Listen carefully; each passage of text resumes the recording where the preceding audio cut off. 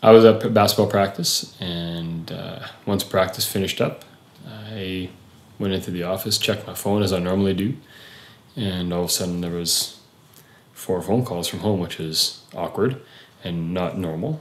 And so I called home right away. Katerina answered the phone and I said, so, what's up? What do you need? What's going on? And she said, you need to be home. You need to get home now. I thought, okay. So I hopped in the vehicle and got home right away, and my sister was here. She took the girls out for supper, and Katerina and I sat down, and that's when she told me that we got a phone call from the clinic, from the doctor, saying that Dominic had initially tested positive for cystic fibrosis.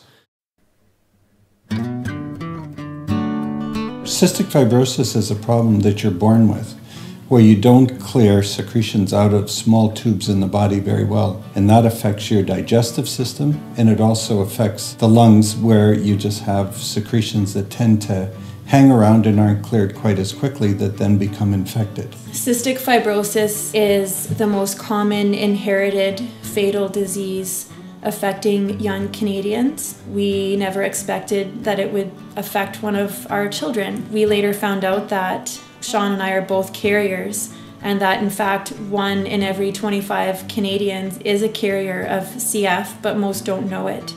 It's a progressive disease. Babies like Dominic can be born and appear very healthy, but as time progresses, the disease continues to take its course. And most commonly, it's known for the cycle of repeated lung infections that are caused. And because it's difficult to clear secretions from the airway, then you need to use different treatments to clear secretions, to be able to cough them out effectively. And for what we can't cough out, we need to use medicine like antibiotics to control infection that's there. It also affects other organs. In Dominic's case, it affects not only his lungs, but his pancreas. There's a thick, sticky buildup of mucus on his pancreas, so his body isn't able to emit enzymes as ours does. So he takes enzymes orally with everything he eats or drinks even. Anything that isn't sugar or water, he needs enzymes for. Then, of course, there's therapies that go along with that. We basically percuss or drum or pound on Dominic 5 minutes a side for 30 minutes a session in between each side, and hopefully that's going to help him in his fight against the disease.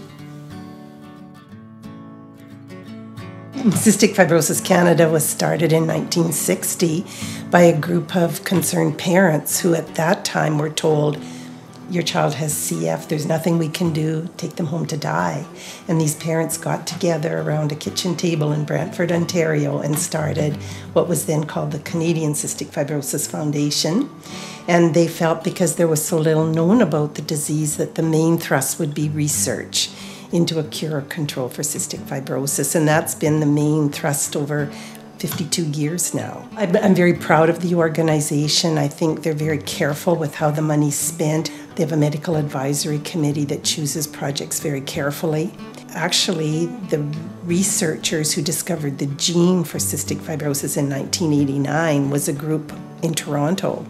So Canada has been a leader internationally in terms of research and treatment of cystic fibrosis. Hoops for Hope is a fundraiser we started. It was Katerina's brainchild, coming home from a chapter meeting one night. Everyone was talking about the fundraisers that were getting started for the upcoming year, and she came home and said, hey, I have our fundraiser for the year. And she said, we're going to start a 3-on-3 basketball tournament. I thought it was a good idea, not knowing how much work we were going to put into it. It seemed like a natural fit with my basketball background and coaching experience, and Charlene, my sister, with her basketball background and her coaching experience, we were able to have a good potential player base from which to draw on. Hoops for Hope provides an excellent stage for young people in Saskatoon to do something that they're passionate about and enjoy and make a real difference in the lives of others. And something that we're really proud of with Hoops for Hope is that it's a very inclusive event. We have athletes that are at beginner skill levels in basketball and those who are very elite. Some of our well-known former Husky athletes come out and put a team in because they see it as a worthy cause and a great fun event to take part in. It's like street basketball with a side of homegrown talent with music in the background, and a variety of ages of all people playing basketball. I think sometimes it's really important to not always take in life, but to also give. And I think this is an excellent opportunity to come together, play basketball, which I love, and fundraise for the good of other people. All of our participants are invited to collect pledges. Through corporate sponsorship and through local businesses, we've received great donations of prizes to help motivate our players. One of the things that we're really proud of with our event is that we're very careful stewards over the dollars that are donated to Hoops for Hope. We're parents who want to see every dollar put towards research and put towards care so that Dominic and others with CF get the very best quality of life and get the longest life that they can have.